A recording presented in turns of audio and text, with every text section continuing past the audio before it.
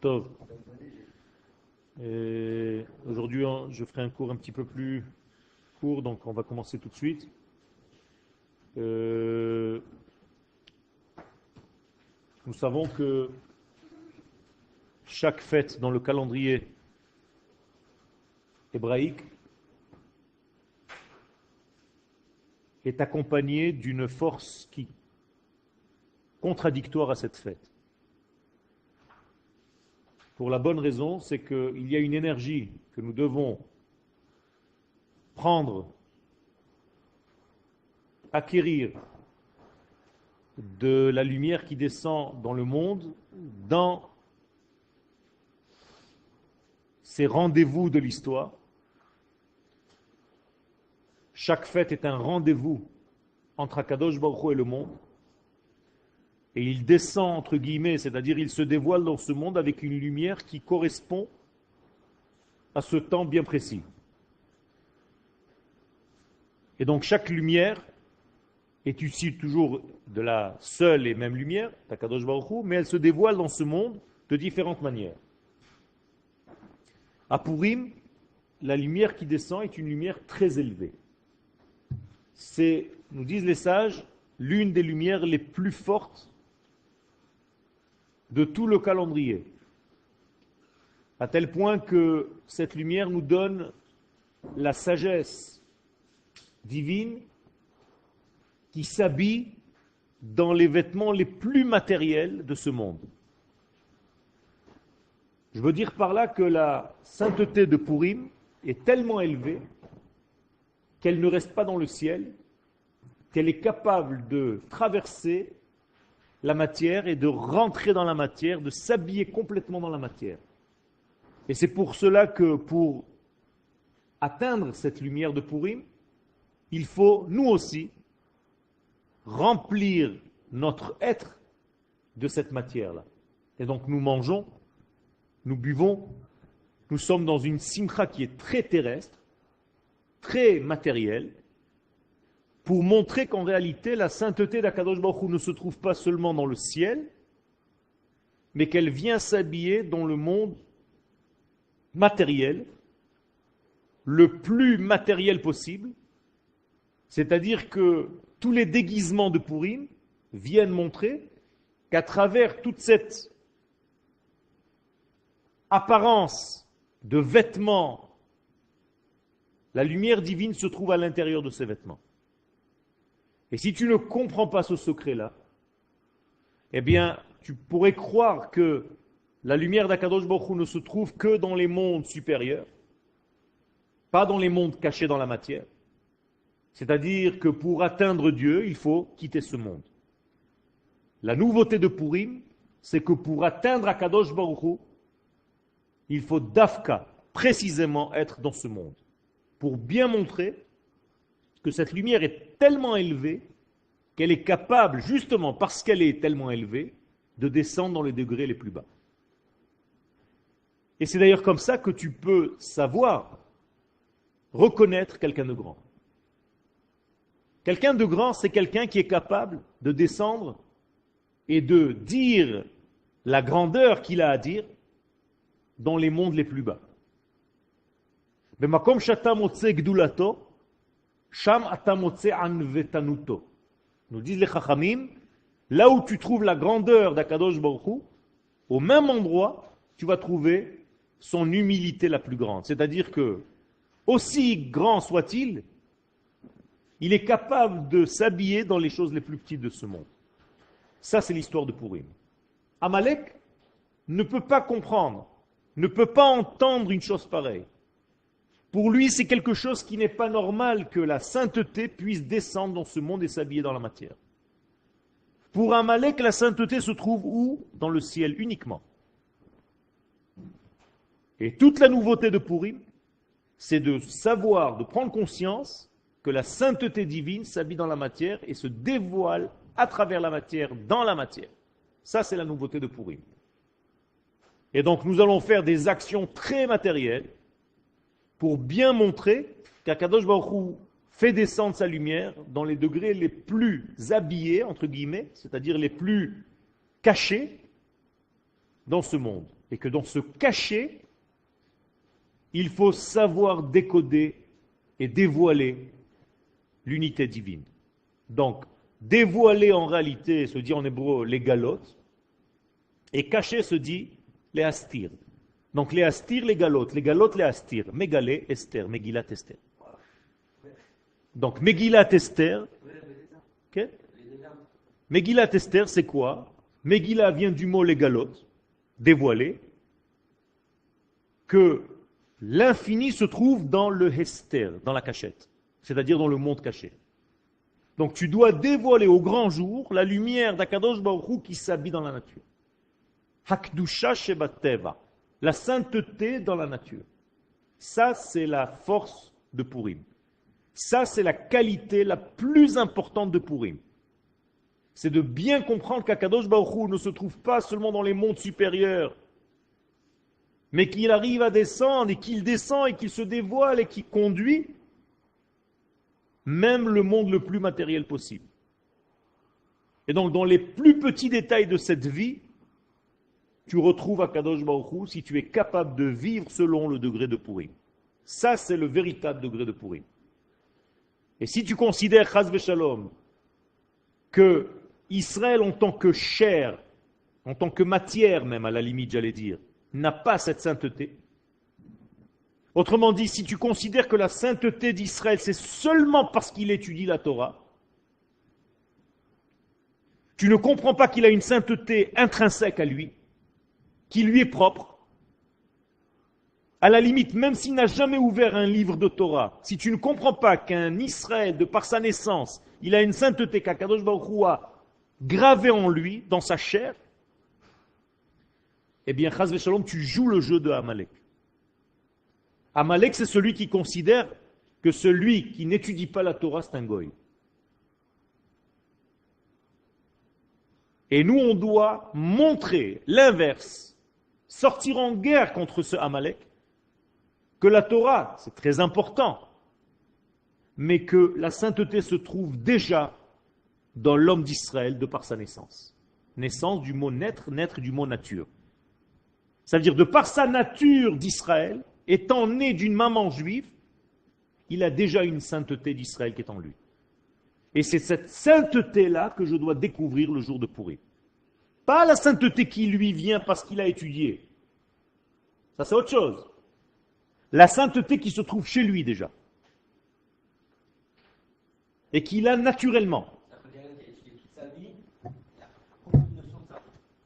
C'est un problème. Il n'a jamais goûté à autre chose que l'étude. Il y a fait mode. Ce que tu dis est dit d'une autre manière, Ken, chez l'un des plus grands de nos sages, qui dit qu'à force d'étudier, tu oublies en réalité, Ken, Akadosh Baruch Hu et la sainteté que tu as en toi. Parce que tu as l'impression que c'est ton étude qui t'apporte cette sainteté. Tu oublies qu'en réalité, l'étude n'est pas là pour t'apporter de la sainteté, mais pour dévoiler la sainteté qui est déjà en toi. Il y a fait merde. Ken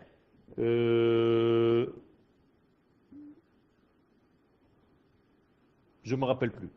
Je ne peux pas te le dire maintenant. Okay? Mais c'est quelque chose de très connu, de savoir que Chaye Olam Nata Betochenu. Akadosh Baruch Hu a déjà mis la vie et de l'éternité en nous. Donc à chaque fois que j'étudie la Torah, est-ce que j'intègre une information étrangère ou est-ce que je réveille ce qui est déjà en moi? C'est tout simple. Ça veut dire, si je réveille déjà des éléments qui se trouvent dans mon propre vécu, dans ma propre existence, eh bien ça, c'est la véritable force de Purim. De prendre conscience que l'existence divine se trouve à l'intérieur de moi et me fait vivre, pas seulement parce que j'étudie ou je n'étudie pas, indépendamment de cela.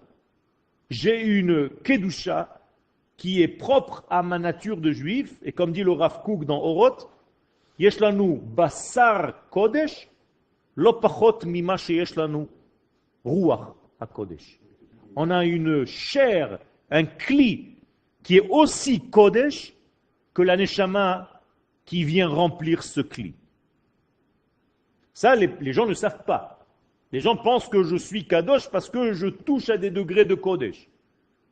L'histoire de Purim vient nous montrer que nous avons une sainteté à l'intérieur de nous-mêmes. Okay. C'est l'étincelle qu'on a dès notre naissance. C'est plus qu'une étincelle, c'est une existence de notre gouffre. Que ce monde-là, il n'y a pas un degré de ce monde qui est vide de l'existence divine. Et donc il nous a créés avec cette puissance-là. Alors que dans un esprit étranger, pour atteindre Akadosh Baruch Hu, il faut quitter ce monde. Okay? Alors que dans la philosophie, on considère que Dieu est tellement grand qu'il ne s'occupe pas, qu'il ne se préoccupe pas des problèmes de ce monde qui sont tellement petits, anodins. Et donc Akadosh Baruch Hu, il n'y a aucune chance qu'il descende dans ce monde, il n'a rien à faire ou quoi? Et non seulement lui ne descend pas, mais toi, tes prières ne valent rien, parce que qu'est-ce que tu veux faire? Tu es tellement petit que tu crois que tu vas changer quelque chose dans les mondes d'en haut par rapport à ta parole, à ta prière. Ça veut dire que ça rentre l'homme dans un cercle de dépression totale. C'est-à-dire qu'il ne peut même pas arranger ce monde, que ce monde est irréparable. Il n'y a rien à faire. Dieu est dans les cieux et nous sommes ici abandonnés dans ce monde. Et cette façon de penser, c'est celle qu'il faut détruire avant d'arriver à Purim. C'est exactement la phrase qu'on doit lire et penser et travailler. Zachor et asher asa lecha Amalek baderech betzetrem mimitzrayim. Qu'est-ce que je dois me souvenir quand je parle de Amalek? Eh bien, je dois me souvenir de ce degré-là que je suis en train de dire, que la sainteté d'Akadosh Baruch Hu, c'est pas seulement une lumière qui vient de là-bas, et grâce à cette lumière, quand je l'étudie, je deviens moi-même Kadosh, mais qu'il m'a créé déjà en tant qu'homme d'Israël avec cette sainteté qui m'est propre déjà moi-même. Et que l'étude de la Torah ne va que réveiller ce qui sommeille en moi déjà. Baderech, qu'est-ce que ça veut dire Baderech? Non. Baderech, ça ne veut pas dire en chemin seulement. Baderech, ça veut dire dans tous les cheminements de ta vie. C'est-à-dire à chaque fois que tu es en chemin pour arriver à un certain degré, ça s'appelle un chemin. Ok?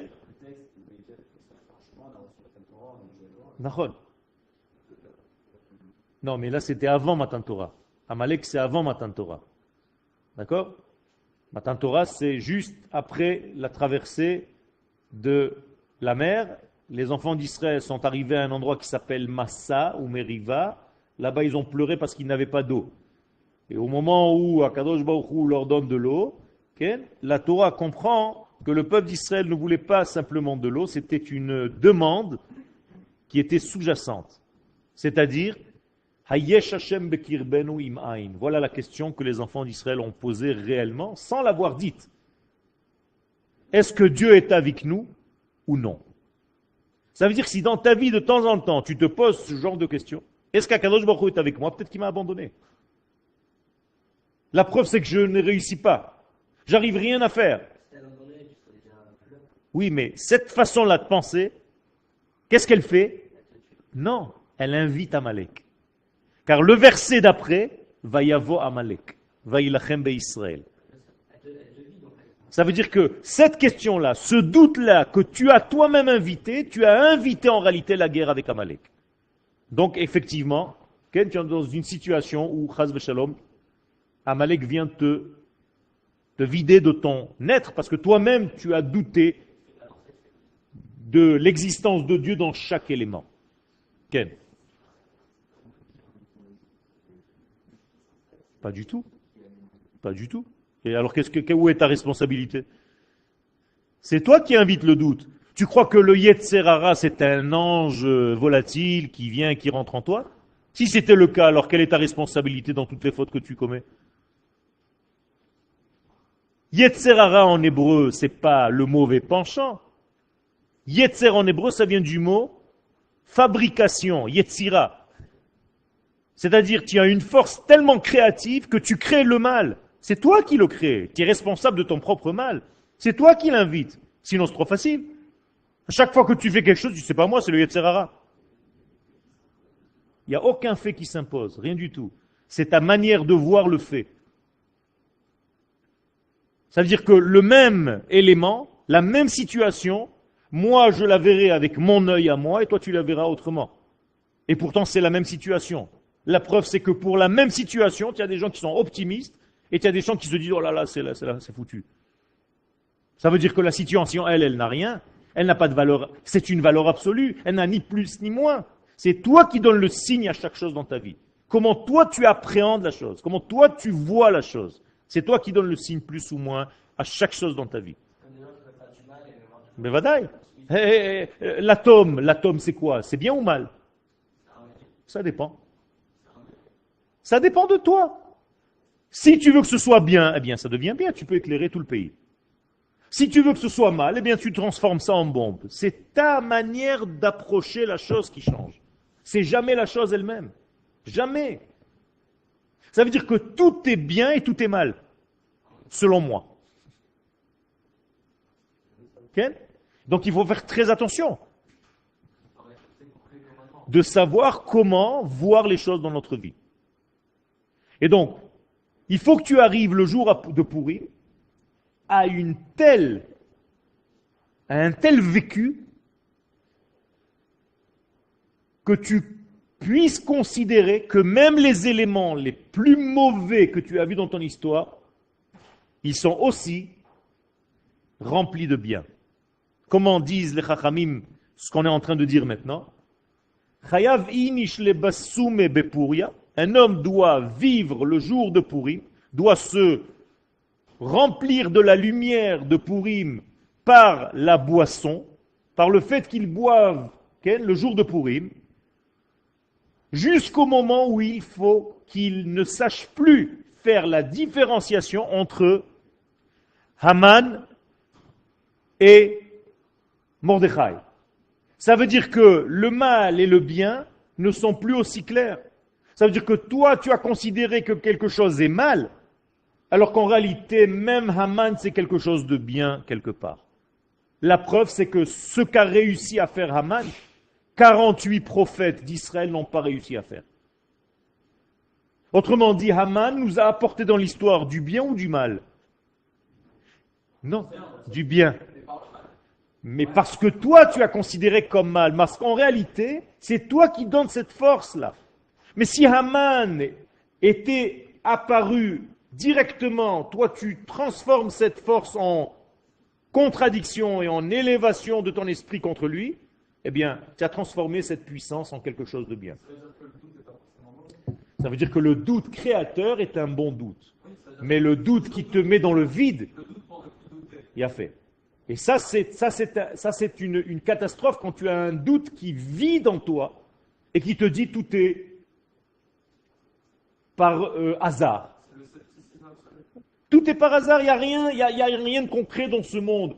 Tu sais pourquoi je fais ce que je fais aujourd'hui? Mais parce qu'un jour, par hasard, j'ai rencontré un tel et il m'a fait ça. Il n'y a pas de conduite divine dans ce que je fais. Ça, c'est Amalek. Pourquoi on n'accepte pas, si on considère que le mal en tant que tel peut amener le bien, pourquoi dans nos actes, on n'a pas le droit de faire une action mauvaise? Il a fait. Et c'est pour ça que c'est seulement à Pourim, une journée, 2 jours par an, où on peut accepter par un grand lâcher-prise, par la boisson, d'arriver à ce niveau-là. Parce que le reste du temps, c'est dangereux. C'est quand même contrôlé. D'accord. On dit c'est contrôlé, ça veut dire que pas tout est permis à Pourim. Qu'est-ce qui est interdit à Pourim, par exemple, au niveau de la halakha? Au niveau de la halakha, toute la vérote qui s'applique en temps normal. Nachol. Mais en réalité, l'interdiction de faire quelque chose à Pourim est très minime. Ça veut dire, au niveau de ce que tu n'as pas, je ne parle pas de la base du judaïsme. Okay? Par exemple, à Yom Kippourim, qu'est-ce qui est interdit? Presque tout. D'accord? À Pessah, qu'est-ce qui est interdit? De manger du Hametz. À Pourim, qu'est-ce qui est interdit? Il n'y a pas d'interdiction spécifique à Pourim. Une seule. De construire des maisons. Tu n'as pas le droit. Ça, c'est la halakha. Ça veut dire que tu n'as pas le droit de construire, de t'occuper de construction à Pourim. C'est tout. Tout le reste, tu as le droit de le faire. Hanouka, c'est pareil. Tu as des interdictions à Hanouka. Si. De travailler pendant que les lumières, ou une demi-heure pendant que les lumières sont allumées. Ça veut dire que c'est très restreint. Plus tu as des interdictions dans une fête, plus ça montre que la fête est encore loin de toi, qu'elle n'est pas dans un idéal.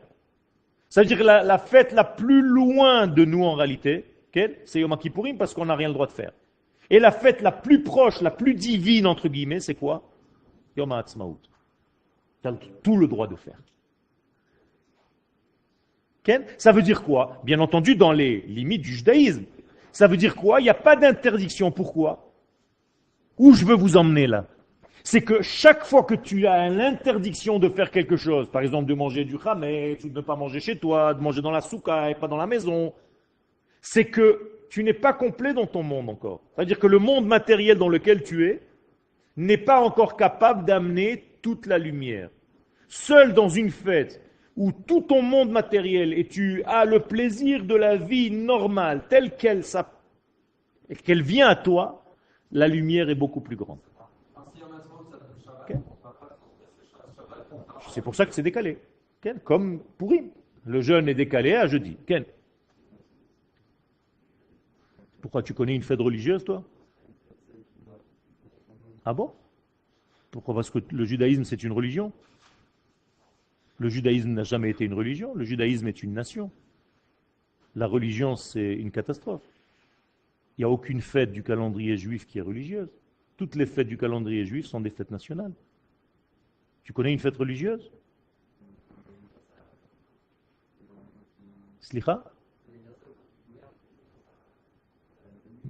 Mais au contraire, toutes les fêtes que nous avons, et les gens qui nous gouvernent sont bien conscients de cela, que toutes les fêtes que nous fêtons sont des fêtes nationales.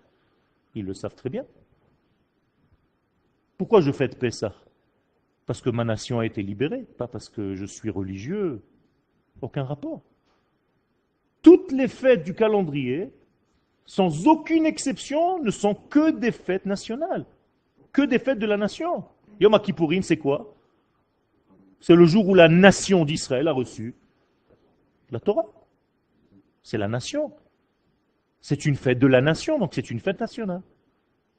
Ça n'existe pas une fête religieuse. Une fête religieuse, ça ne veut rien dire. C'est une invention de l'homme.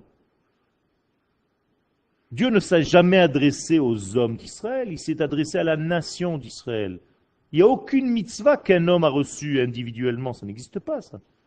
La Torah a été donnée au peuple, pas à une personne. Donc ce n'est pas une religion. La Torah a été donnée à la nation, donc la Torah est nationale, nationaliste. Elle s'adresse à la nation d'Israël, c'est tout. Au niveau de la nation, toi, comme tu fais partie de cette nation, eh bien, tu fais la mitzvah de la nation. Donc, toutes les mitzvot que tu fais sont des mitzvot qui appartiennent à qui? À Dieu qui l'a donné à qui? À la nation d'Israël. C'est tout. Donc, toutes les fêtes, que ce soit les fêtes bibliques ou les fêtes plus modernes, même Pourim n'est pas marqué dans la Bible. C'est marqué après. Mais c'est la même chose. Ce sont des fêtes de la nation d'Israël. Au moment où la nation d'Israël vit un vécu de quelque chose d'important au niveau de la nation, eh bien ça rentre dans le degré de la nation. Aujourd'hui, on ne peut pas faire comme si le peuple d'Israël n'est pas revenu sur sa terre. C'est la chose la plus grande qui se soit passée depuis 2000 ans. Donc c'est encore une fête nationale, très haut niveau. C'est vrai? Donc, et alors? Encore une fois, non, ça veut dire que Shabbat ne nous appartient pas. Il y a fait mais Shabbat appartient à qui en fait? À Kadosh Baruch Hu. Il s'appelle Shabbat Kodesh. C'est même pas moi qui l'invite le Shabbat, il me vient. Le Beddin, est-ce qu'il peut fixer Shabbat? Oui ou non? Non, Shabbat c'est Shabbat Bereshit. Depuis la création du monde, tous les 6 jours, il y a un Shabbat. Alors que Yom Tov, qui c'est qui le fixe? Moi, Beddin, Chachamim. Ça veut dire le Beddin de Jérusalem, il fixe le temps. Ça veut dire que le temps appartient à qui? À Israël. Donc Shabbat n'est pas un temps. C'est pour ça qu'on a dit jamais correspondant au Shabbat. Si vous me trouvez un verset où on parle du Shabbat en tant que temps, donnez-le-moi. Ça n'existe pas. Shabbat est un jour. Il y a une différence fondamentale dans le judaïsme entre Zmanim et Yamim. Shabbat c'est Yom. Shabbat. Il n'y a pas Zman Shabbat, ça n'existe pas. Zman, c'est parce que l'homme a fixé. Donc si j'ai fixé Rosh Chodesh telle date, eh bien Purim, ça va tomber 15 jours plus tard par rapport à ce que moi j'ai fixé. Donc qui a fixé le jour de Purim ou le jour de Pessah? Le Beddin. Donc ça m'appartient. D'accord? Donc Shabbat, ça nous vient d'en haut.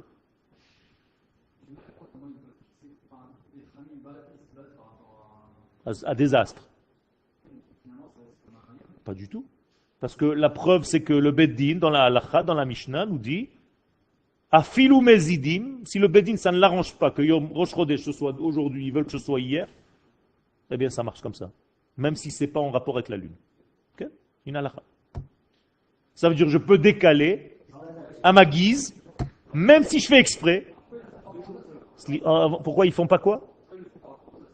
Parce que malgré tout, nous avons un degré que Dieu nous a donné, c'est-à-dire nous avons des rythmes dans ce monde, mais à l'intérieur de ces rythmes, j'ai une liberté encore de changer encore ce degré-là. Et comment s'appelle la lune? Chodesh. La lune s'appelle Chodesh. Or, le verset nous dit, Ha-Chodesh hazeh lachem. C'est-à-dire la lune vous appartient. Faites ce que vous voulez avec. Ne soyez surtout pas lunatique. Quel? Non. Mais malgré tout, nous avons une certaine liberté à l'intérieur de ce temps-là.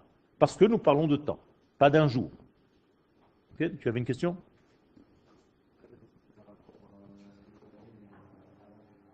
Oui.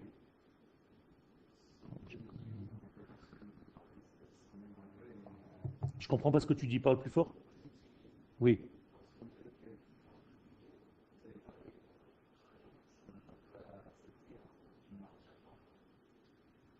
D'accepter quoi? Un statut de martyr. Nachon? Nachon, mais je n'ai pas dit ça. J'ai dit que je dois me battre pour enlever le mal, et c'est pour ça qu'on sort en guerre contre Amalek avant Purim. Mais une fois que j'ai fait ce travail-là, dans la vision globale de ce qui s'est passé, je sais que ça faisait partie d'un cheminement que je devais traverser pour arriver au bien. Mais pendant que ça se passe, j'ai le devoir de sortir en guerre et de l'éliminer. Je ne dois pas m'arrêter et attendre que ça se passe en me disant oh, de toute façon tout est pour le bien, il n'a qu'à venir m'attaquer. Pas comme ça. Ce n'est pas le système du soulard. Je parle d'un système où l'homme, justement, et justement, ce que nous défendons ici dans cette yeshiva, c'est que l'homme doit prendre les armes pour aller se battre. Oui ou non? Nos élèves au Machon Meir vont à l'armée. Pourquoi? Parce que justement, on ne se met pas dans cette position de « Ah ben écoute, nous on fait rien, moi j'attends. » Pas ça. Je suis actif dans ma vie, et ça revient à ce que je t'ai dit dans la question encore avant, que ça dépend de toi. C'est toi qui fabriques ta propre vie. On n'est pas dans le maktoub des musulmans. Le maktoub des musulmans, vous connaissez. Vous connaissez l'histoire. Je vais vous raconter une histoire qui relate le maktoub des musulmans. C'est un roi avec son valet qui se trouve dans un palais. Et le valet sort du palais pour aller se promener. Et dehors, il voit une femme avec un voile rouge. Et ce valet comprend que c'est l'ange de la mort. Et il a tellement peur de cette femme qu'il rentre vite chez le roi et qu'il dit « Mon roi, j'ai vu l'ange de la mort dehors. Elle est venue me prendre. Est-ce que le roi peut me donner un cheval et un petit peu d'argent? Si je galope vite, je pourrais arriver à Bagdad cette nuit. » Et le roi, il est tellement affolé, il le voit tout blanc, il lui dit « Il n'y a pas de problème, mon cher ami. Prends ton cheval, tiens un petit peu d'argent, vas-y, cours !» Et l'autre sort et commence à courir. Et le roi sort pour voir un petit peu cette femme.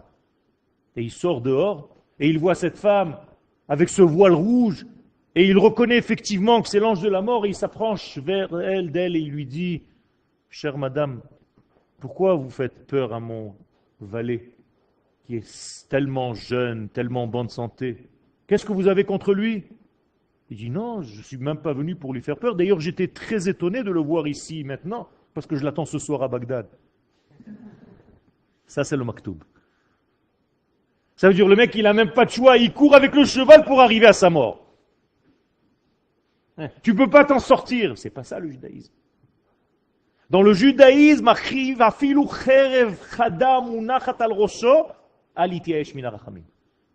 même si tu as une épée sur ta tête, tu peux tout changer au dernier moment. Ça, c'est le judaïsme. Ça veut dire que tu es responsable, tu fabriques toi-même, tu réinventes toi-même ta vie. Ça, c'est la transformation de l'être. C'est l'être mutant. L'être qui est toujours en mutation. Ça, c'est Yaakov.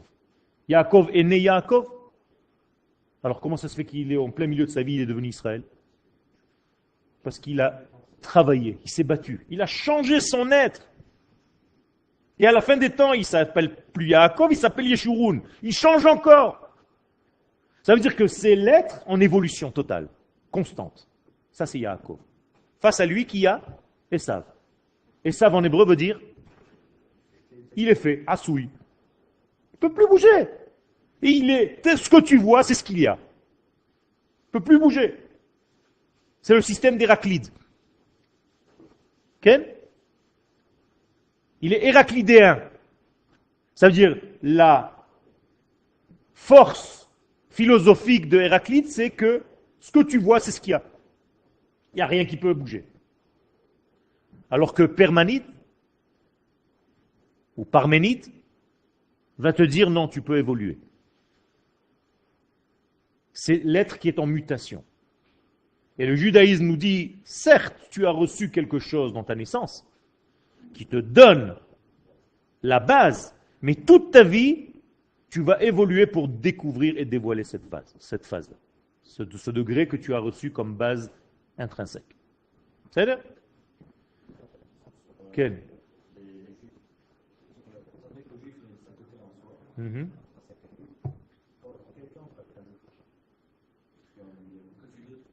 Le juif rachat s'appelle lorsqu'il sort de sa nation.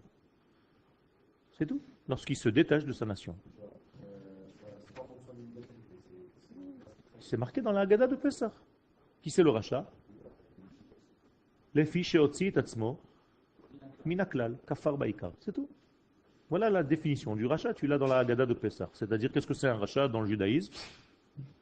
Celui qui se soustrait à la nation d'Israël. C'est ça le rachat. C'est-à-dire qu'il vit sa propre vie pour lui-même.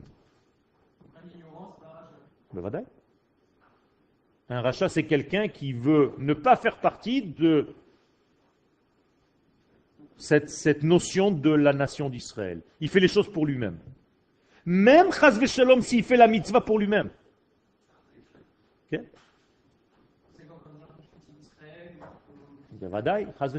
Si tu appelles un juif goy parce qu'il n'étudie pas la Torah, tu es chas v'shalom très dangereux. Je ne peux pas appeler un juif le traité de goy parce qu'il n'étudie pas la Torah.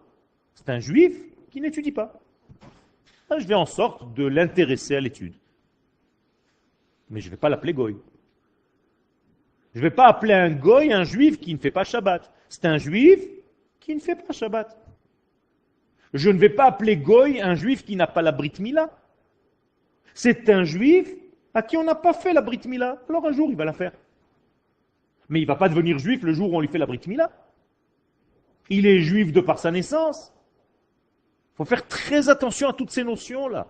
Sinon, c'est en réalité les mitzvot qui te font. Alors que nous, on apprend tout le temps que c'est nous qui faisons les mitzvot. Jamais une mitzvah va me faire. C'est moi qui fais des mitzvot.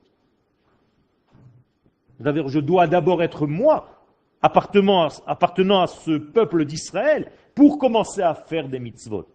Mais si je prends quelqu'un qui ne fait pas partie de ce peuple d'Israël et je lui fais faire des mitzvot, ça va le changer pour autant en juif? Non. Si je prends un musulman et je lui mets les tefilines, il va devenir juif? Non. On n'a jamais eu une chose pareille. C'est pas parce que tu fais des actes religieux que tu deviens juif. C'est parce que tu es juif que tu fais des actes religieux.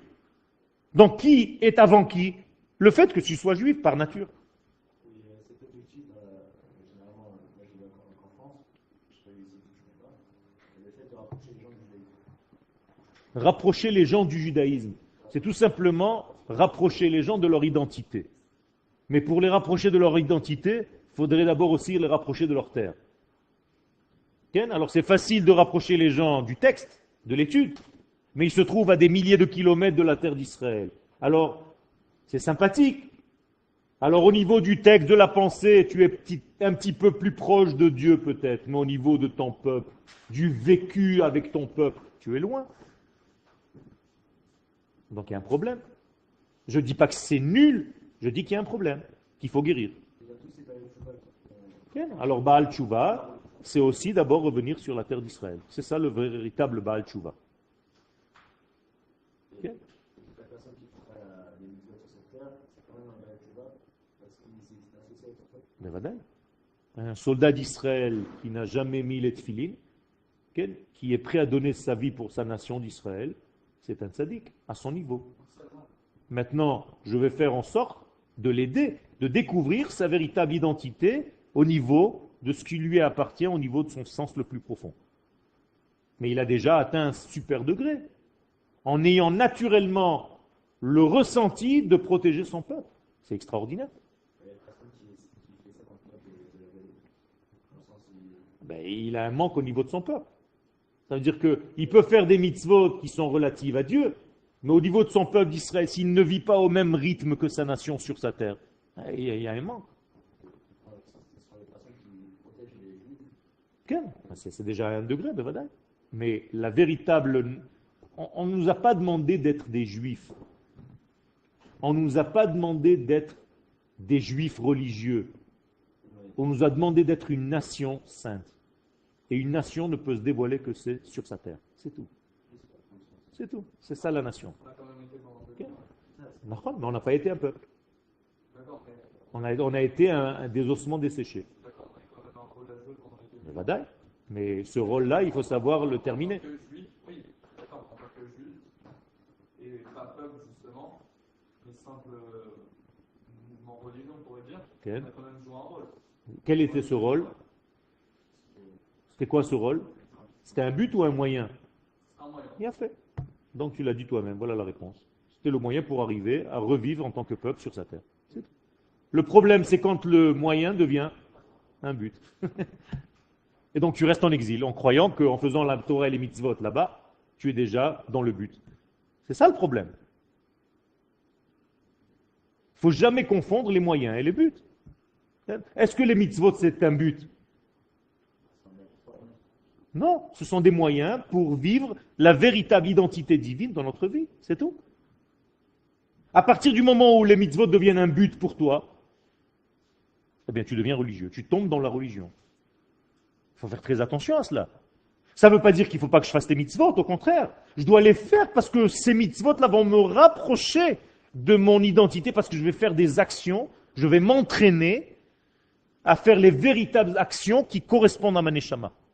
Mais même les personnes qu'on pourrait considérer comme religieuses aujourd'hui dans le Ham Israël, au final, si on réfléchit bien, ça reste quand même un moyen pour eux d'être de Dieu, parce que le but final, c'est quand même le messianisme avec le retour sur la terre. Tout à fait. Tout à fait. Donc, et c'est pour ça qu'à la fin des temps, les mitzvot, mais à la fin des temps, les mitzvot vont être annulés. Atidot kol mitzvot litbatel. Donc il y a la réponse. Ça veut dire quoi? Qu'elles n'ont servi que de transition, de moyen. Ou à moins qu'elles deviennent ensemble et qu'elles Ça, deviennent plus des quand, mitzvot. ça y a fait. Ça veut dire qu'est-ce que c'est une mitzvah en réalité? C'est parce que c'est pas un acte. Parce que ça va contre nous. Hein. Non. Si un ordre, c'est quelque chose que je vais m'attendre. C'est pas un ordre. Mitzvah ne veut pas dire ordre. C'est ça le problème. Vous traduisez en français. Ça ordonné. Ah, ça c'est autre chose. Si c'était ordonné, pourquoi tu dis Asher kideshanu bemitzvotav vetzivanu? Tu dis deux fois la même chose? Ça veut dire que mitzvah vient d'une autre racine, tsevet, qui veut dire équipage. Ça veut dire que la mitzvah, c'est me rentrer dans l'équipe de Dieu. C'est-à-dire quand je fais une mitzvah, je fais les actions de qui? d'Hachem. Asher kivishanu b'mitzvotav, ce n'est pas les miennes, les mitzvot. Ce sont les siennes, que moi, j'applique, pour vivre à ce niveau-là. C'est-à-dire pour me rapprocher de sa lumière, pour que sa lumière se rapproche de moi plus exactement. Mais tant que ce n'est pas sur la terre, il y a un problème. Et voilà l'histoire de Purim, qui n'est pas sur la terre, il y a un problème. À tel point qu'on n'a même pas le droit de dire le Hallel le jour de Purim. Pourquoi? Pourtant, il s'est passé quelque chose d'extraordinaire. Oui, mais c'est en dehors. Tu n'es encore pas serviteur d'Hachem, tu es encore serviteur d'Achashverosh. Une fois que toute l'histoire est finie, tu es encore serviteur d'Achashverosh. Alors qu'est-ce que tu as fait? Alors je vais fêter parce qu'il s'est passé quelque chose, mais je n'oublie pas qu'il y a un problème. Parce que tu es resté serviteur d'un roi étranger à ton propre roi. Or, le Hallel commence, Allélu, Avdei Hashem. Serviteur de Dieu. Comment tu peux dire serviteur de Dieu si tu es encore serviteur de François Hollande? Comment tu peux faire le Hallel? Parce que, justement, parce que quand on rentre en Eretz Israël, quel jour on est rentré en Eretz Israël? Du calendrier juif? Le jour de Pessah. Donc, pourquoi tu lis le Hallel à Pessah? C'est aujourd'hui, je te parle de ça, pour commémorer le jour où tu es rentré en Eretz Israël. Tu es rentré en Eretz Israël le jour de Pessah. Le 15 Nissan. 40 ans après la sortie d'Égypte. Et quel jour tu es sorti d'Égypte? Le 15 Nissan, la même chose. On est sorti le 15, 40 ans plus tard, on est rentré le 15 en Eretz Israël. Ça veut dire que dans le Hallel de Pessah, qu'est-ce que je dis Hallel de quoi? De ma sortie d'Égypte, mais de mon entrée encore en Eretz Israël. C'est-à-dire que c'est mon premier Yom HaAtzmaut. C'est aussi simple que ça. C'est-à-dire que je fête ma liberté nationale. Okay? Le printemps. Ah, il a fait. C'est ça la question qu'il faut se poser. Si on n'était pas rentré le même jour, est-ce que je peux faire le Hallel? Alors il y a un problème.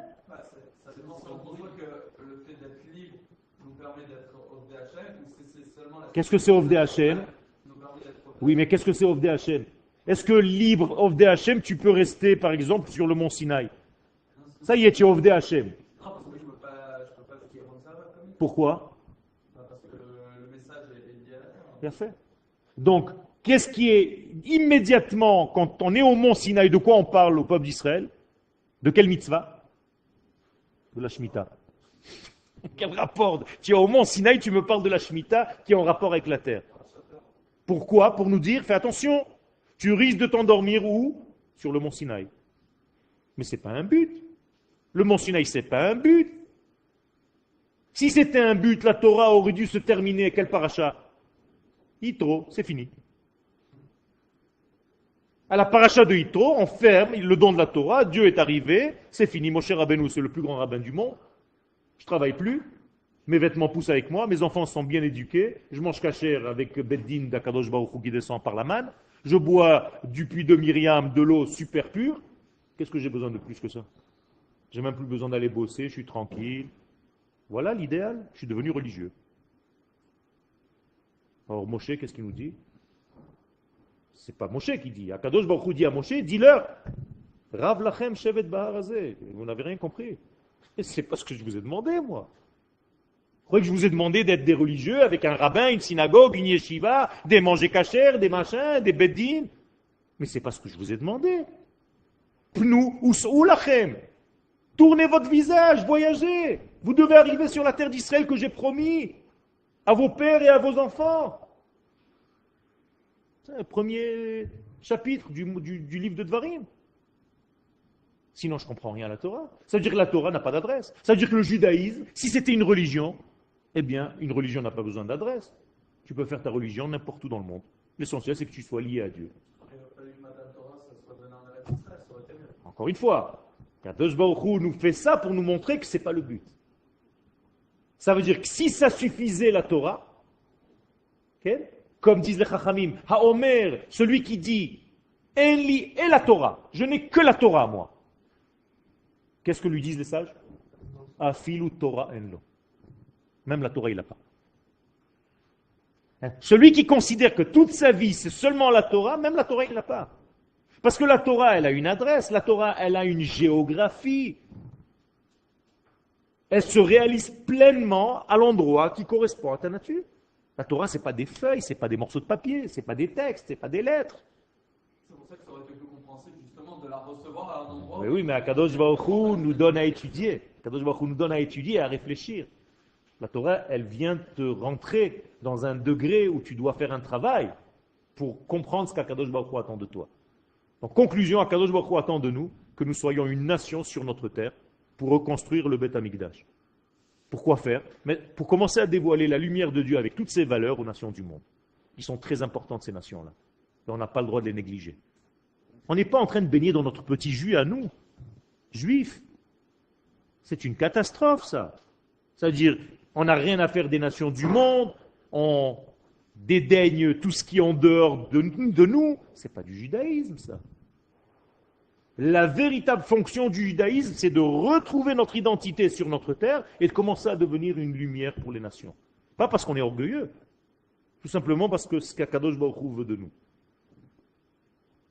Parce qu'on n'est pas là à véhiculer un message qu'on a inventé, mais un message objectif qui vient du ciel. Okay.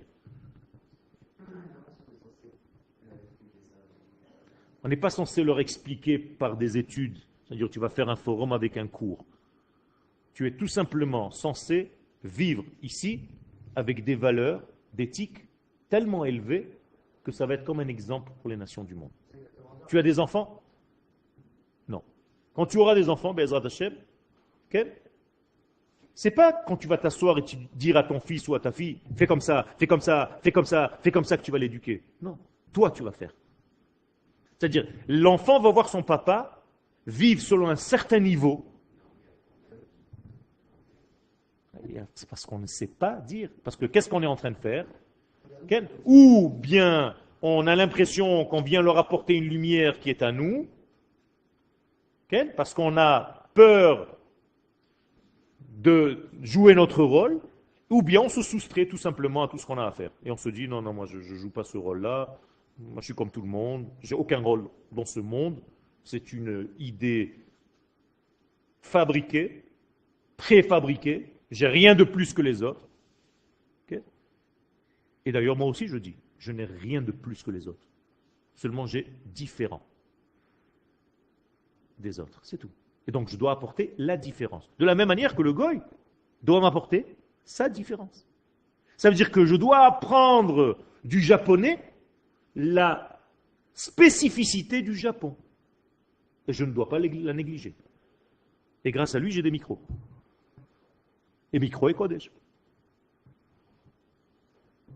Ça veut dire que je dois respecter dans la nation, chaque nation a apporté quelque chose au monde. Sinon, elle est là pour rien. Ça ne veut rien dire, ça. La France a donné des philosophes, peu importe. Et je dois donc, et ça c'est la réponse à ce que je t'ai dit, quand je suis en exil, je dois revenir sur ma terre en ayant pris avec moi des éléments de bien que j'ai récupérés chez ces nations. C'est-à-dire j'ai appris quelque chose de ces nations-là. Comme un religieux avec un non-religieux. Okay. Voilà. Toujours il y a ce côté orgueilleux du religieux qui va apprendre à l'autre. Mais d'où tu sors? Et toi, tu n'as rien à apprendre de lui? Mais qui tu es? Ça, c'est de l'orgueil. Donc, il ne faut jamais venir par-dessus l'autre. Il faut tout simplement venir parce que je suis différent. Je vais donner ma différence et toi, je veux aussi entendre ta différence. Et je te respecte. Même si tu n'as pas la même façon de voir que moi. Sinon, c'est Chas v'Shalom du viol. C'est presque de la violence. De donner un cours de Torah, il y a de la violence là-dedans. Parce que je t'impose une idée. Je n'ai pas le droit de faire ça. Donc je dois donner à l'élève l'expression. Il doit poser ses questions, il doit s'exprimer. Et entre nous, on va trouver l'équilibre.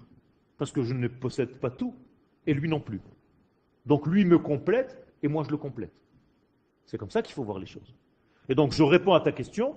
Le peuple d'Israël revenu sur sa terre doit tellement élever le niveau de l'éthique, C'est-à-dire qu'on doit avoir une armée parfaite, avec des soldats qui respectent les maisons dans lesquelles ils rentrent, et qui ne font pas, comme on essaye de nous salir. Okay? Pourquoi? Parce que c'est tellement pas normal qu'on ne soit pas pourri, qu'on essaye de nous pourrir. Mais c'est ce qu'on doit faire. On doit vivre selon une éthique de vie qui est une éthique supérieure selon les valeurs du ciel. Et quand on va vivre selon les valeurs du ciel dans ce monde, les nations du monde vont tout simplement imiter. Elles vont se dire, ça marche, pourquoi ne pas le faire? Ça marche là-bas, et on va le faire nous aussi. Donc qu'est-ce qu'il faut? Que toutes les sociétés se cassent un petit peu la figure pour recommencer un nouveau monde, entre guillemets, toujours dans le même monde, avec de nouvelles structures. Avant, vous aviez des orchestres, quand j'étais jeune, qui jouaient de la musique, et tu pouvais toi-même prendre une guitare, c'était l'orchestre de ton mariage. C'était naze de chez naze. Un petit orgue pourri, le mec qui faisait 3 fautes sur 5, avec un rythme qui n'allait aucun rapport avec ce qu'il jouait, mais c'est pas grave, ça faisait de l'ambiance. Le jour où Abraham Fried est venu au monde, avec ses orchestres et ses trompettes et ses machins, les petits orchestres de Zut, ils ont disparu. Pourquoi? Il fallait se mettre au niveau. Si tu n'as plus le même orchestre que lui, on ne peut plus te prendre dans un mariage. Donc maintenant, le grand orchestre qui se levait ici, les autres ils se disent, mais maintenant je ne peux plus être moins que lui. Combien de musiciens elle a 15? Maintenant je vais avoir 20. Et maintenant tu as des orchestres, il n'y a plus de monde sur la scène que sur le mariage. Des trompettes, des machins, des trucs, tu sais d'où ils sortent. Pourquoi? Parce qu'on est en train de monter le niveau. Mais c'est la même chose, les havdil et les favdalot. Quand notre niveau de vie va monter au niveau de l'éthique, les nations du monde vont se dire on ne peut plus vivre dans un monde moins que ça, c'est pas possible. On est obligé de monter de niveau nous aussi.